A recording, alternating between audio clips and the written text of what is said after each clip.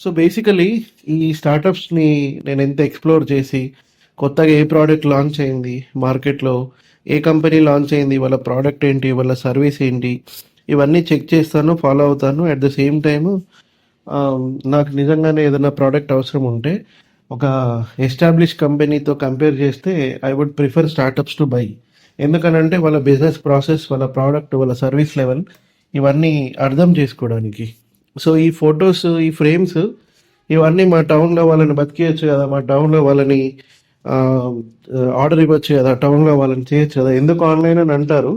But see there are two sides of a coin. So టౌన్లో వాళ్ళకి experiences ఎలా ఉంటాయి అని అంటే, ఒక ఫ్రేమ్ కోసము మా టౌన్ వాళ్ళకి ఒక ఫోటో ఫ్రేమ్ కోసం ఇస్తే ఎగ్జాంపుల్కి, సో 2 డేస్కి డెలివరీ ఇస్తాను అని చెప్తారు. చెప్పిన తర్వాత ఒక సర్టెన్ అమౌంట్ అడ్వాన్స్ తీసుకుంటారు. 2 డేస్ తర్వాత నేను 35 ఫోన్ కాల్స్, 40 ఫోన్ కాల్ చేసినా కూడా, ఒక 5 సార్లు 6 సార్లు అక్కడికి వెళ్ళొచ్చినా కూడా, రేపురా ఎల్లుండిరా, ఇలాంటి రెస్పాన్స్, ఇలాంటి రెస్పాన్సిబిలిటీ లోకల్ వెండర్స్కి, అన్ఆర్గనైజ్డ్ మార్కెట్ కాబట్టి అలా ఉంటుంది. సో ఇలాంటి అన్ఆర్గనైజ్డ్ మార్కెట్ ఇర్రెస్పాన్సిబుల్గా బిహేవ్ చేసినప్పుడే ఆన్లైన్కి ఆపర్చునిటీ వస్తుంది. సో అన్నీ ఆన్లైన్లో పర్చేజ్ చేస్తారు అని మనము బ్లేమ్ చేసే బదులు, the level of service, the level of quality, నేనేం ప్రొవైడ్ చేస్తున్నాను కస్టమర్కి, కస్టమర్ ప్రైస్ ఫ్యాక్టరీ అనుకోవచ్చు, సర్వీస్ ఫ్యాక్టరీ అనుకోవచ్చు. సరే, నీ దగ్గర సర్వీస్ బాగుండి, ఓకే, నీ ప్రోడక్ట్ బాగుండి ఉంటే ఆన్లైన్లో 1 రూపీ ఎక్కువైనా తక్కువైనా సరే, నీ దగ్గర 1 రూపీ ఎక్కువైనా కస్టమర్ నీ దగ్గర ప్రోడక్ట్ పర్చేజ్ చేయడానికి లేదా సర్వీస్ పర్చేజ్ చేయడానికి ఇంట్రెస్ట్ చూపిస్తారు. సో మీరు ఆన్లైన్ అమెజాన్ వచ్చి నా బిజినెస్ పోయింది అని బ్లేమ్ చేసే బదులు, so better focus on your product or service. మీరు అలా చేస్తే యూ నీడ్ టు బేసికలీ మీరు ఒక కస్టమర్ మైండ్లో ఒకటి ఇంప్లాంట్ చేయాలి. అరే ఎందుకురా నేను వెళ్ళి ఆన్లైన్లో పర్చేస్ చేయాలి, నాకు ఈ ప్రోడక్ట్ ఈ సర్వీసు ఇక్కడే దొరుకుతుంది, same level of quality, same level of service ఉంటుంది, నేను ఎందుకు తీసుకెళ్ళి ఈ ప్రోడక్ట్ని ఆన్లైన్లో పర్చేస్ చేయాలన్న థాట్ మీరు తీసుకురావాలి. మీరు తీసుకొచ్చినప్పుడు మీ లోకల్ బిజినెస్ సర్వైవ్ అవుతుంది.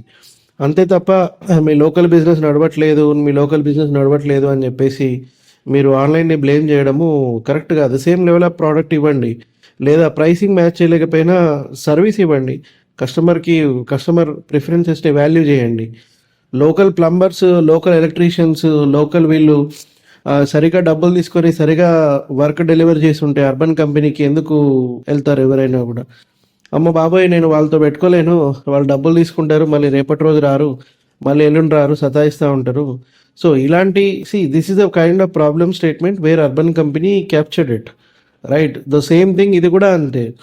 లోకల్లో ఫోటోగ్రాఫర్స్ అనుకోవచ్చు, లోకల్లో కిరాణా షాప్సే అనుకోవచ్చు, లోకల్లో ఏమైనా చిన్న చిన్న hand services, for example vistaprint.com ఉంది, printo.com ఉంది. సో ఈ vistaprint.com అండ్ printo.com వాళ్ళు ఎందుకు బేసికలీ లోకల్ ప్రింటర్స్కి ఇవ్వకుండా మీకు ఆన్లైన్లో ప్రింట్ చేసుకుంటున్నారు? విజిటింగ్ కార్డ్స్ ఇచ్చిన నేను మా లోకల్ ప్రింటింగ్ షాప్కి, 5 days అన్నాడు, ఫెస్టివల్ సీజన్ అన్నాడు, 7 days పోయింది, 9 days పోయింది, 10 days పోయింది. So same 200 rupees 100 కార్డ్స్కి. అదే నేను విస్టాప్రింట్లో ఆర్డర్ చేసిన, డిజైన్ క్రియేట్ చేసి అప్లోడ్ చేసిన, నెక్స్ట్ డే నాకు బ్లూ డాట్లో కొరియర్ వచ్చింది విస్టాప్రింట్లో. సో అక్కడ మ్యాటర్ నాకు ఇక్కడ కన్వీనియంట్, నేను పోయి ఒక గంట, నాట్ ఈవెన్ గంట, మా టౌన్లో ఎక్కడికి వెళ్ళాలన్నా 10 minutes పడుతుంది. సో 10 minutesలో నేను వెళ్ళి ప్రింటింగ్ ప్రెస్లో పిక్ చేసుకోవచ్చు. బట్ నేను ఎందుకు అది చూస్ చేసుకోలేదు? ఎందుకు విస్టాప్రింట్లో ఒక 30 రూపీస్ ఎక్కువైనా కూడా ఎందుకు ఆర్డర్ చేసిన? Because of hassle free experience. నీ బిజినెస్ సర్వైవ్ అవ్వాలంటే అది చిన్నదైనా పెద్దదైనా నువ్వు కస్టమర్కి హ్యాసిల్ ఫ్రీ ఎక్స్పీరియన్స్ ఇవ్వాలా. హ్యాసిల్ ఫ్రీ ఎక్స్పీరియన్స్ ఇచ్చినప్పుడే నీ బిజినెస్ సర్వైవ్ అవుతుంది. అంతే తప్పితే ఎప్పుడు ఆన్లైన్ని బ్లేమ్ చేయడం కాదు.